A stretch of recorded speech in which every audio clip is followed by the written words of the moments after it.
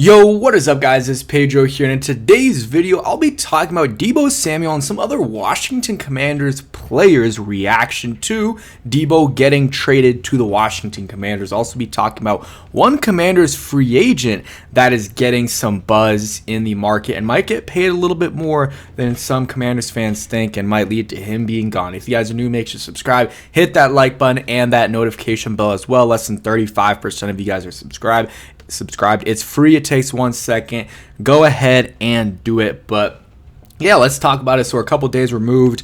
We'll just real quick go over his reaction. And I think Josh Taylor, shout out to him. He was talking about this for a minute and it happened. So he played a video on his stream if you want to check that out of the full reaction. But he was visibly excited when he got the news that he got traded. And there's a clip right here from someone's Instagram. And he basically got the phone call that he got traded for, and the guy was saying he was happy, and then in the video he was jumping up and down. He was pretty excited. So Deebo Samuel is clearly happy that he is playing for the Washington Commanders and he's out of San Francisco. He had a good career there. I'm sure there's no love lost between the two sides. I think they're both happy to move on, but I think Deebo is happy that he's here, and like I said, San Francisco's happy that he's gone. They got the salary cap, benefit, and they get some draft compensation in a class that is weak overall, but in the middle rounds is pretty good. So a fifth round pick is somewhat valuable compared to other years.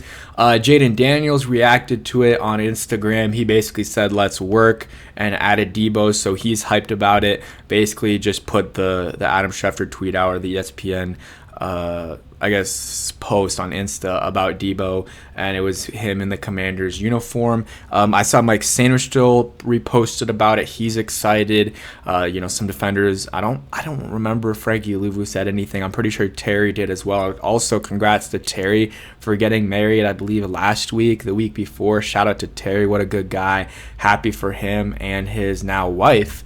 So hopefully, everything's going well for him. He had a nice honeymoon and everything, and has a good offseason, So happy for Terry McLaurin, and, I'm sure he's happy to have another stud receiver next to him that actually can help him out and, get some attention away from Terry and force teams to, maybe not game plan for Deebo, but at least, put some attention towards him versus last year it really wasn't, any.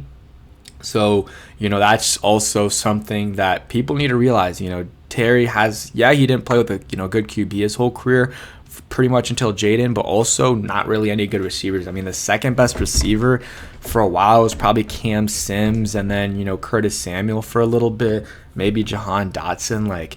It wasn't pretty. So I think that will help out Terry and his production as well, and I'm excited to see Deebo Samuel in DC, a motivated Deebo Samuel. I guess they can't talk about the trade until the calendar year, so I don't think it's this Thursday, but the next Thursday after that, I believe. Not completely sure. It might be a little bit past that, but it's soon once the league year starts, I believe the 12th.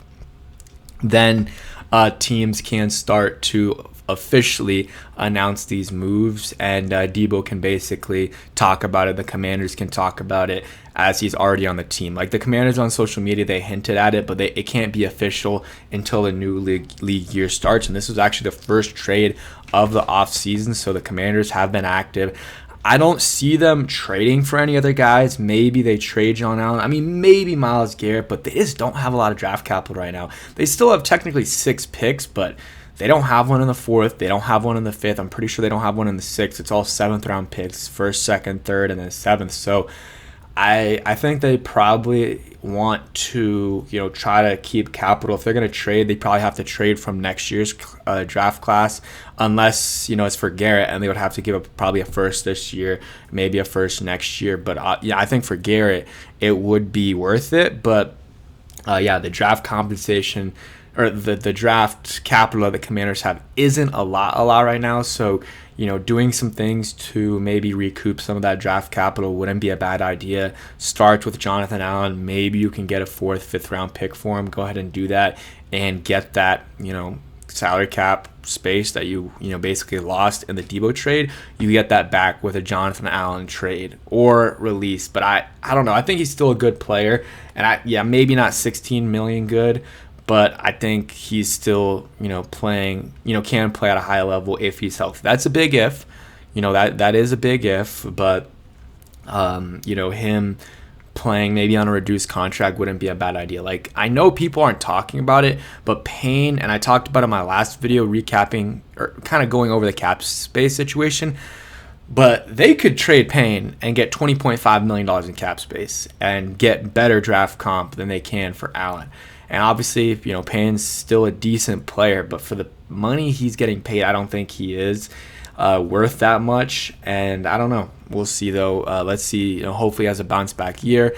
So the free agent that's getting buzz is John Bates, listed as a sleeper free agent getting buzz per Jeremy Fowler. Tight ends with blocking prowess in the run game can get paid, and Bates appears to be the next one that Washington will look to keep him.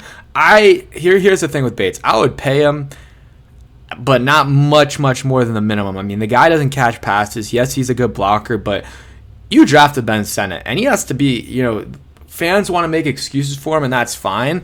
But in year 2, I mean, he's got to at least be able to block. If he can't pass catch, whatever, that's disappointing. But he's got to be at least able to block. So I'm fine with bringing back Bates, but if he's getting a lot of buzz and he's getting more money than like $4 million, which I just don't think is worth paying him, he's your third tight end. Yeah, he does get a lot of PT, but ideally this year he's your third tight end. So for me, I'm fine if Bates goes, to be honest. I want to see what Ben Sinnott can do this year.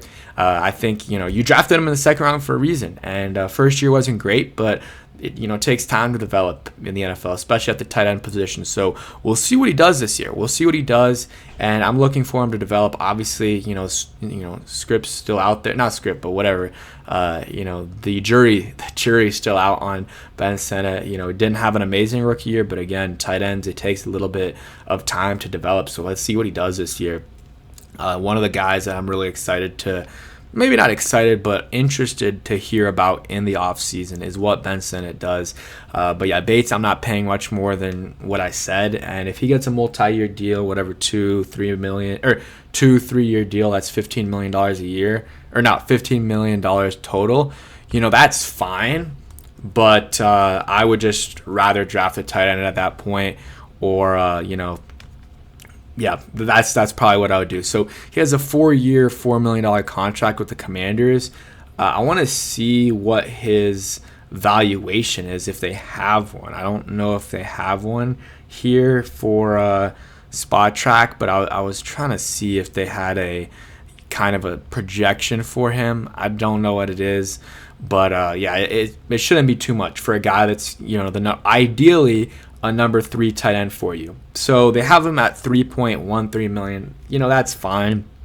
If it's more than that, I wouldn't give him that. Or is that, let's see, or is that his contract this year? I think that's just what the projection is for him, is 3.13 million. So I'm not paying him more than that, to be honest. He's a good guy. Seems like a good guy in the locker room, but for the third tight end, I just don't think it's worth it. I think you can, try to get the best out of Ben Sinnott, Zach Ertz, and maybe draft a tight end that can do what Bates does. He's a good blocker, but doesn't offer much as a pass catcher. He does have good hands, though. Coming out of college, he did, but, this past year did struggle with some drops the last couple years, but at times he does make some big catches. So, there's nothing wrong with keeping him for sure, but we'll have to see what happens. But that's it for today's video. If you stayed till the end, go ahead and comment down below. I'm trying to think of like a backup tight end. I could go Niles Paul. I think I did Ricky Seals-Jones once. I think I did Richard Rodgers. I'm trying to think of a crazy backup. Logan Paulson's one. We'll go Logan Paulson, but I think I've done him before. But yeah, thanks for watching. Hope you guys enjoyed, and peace.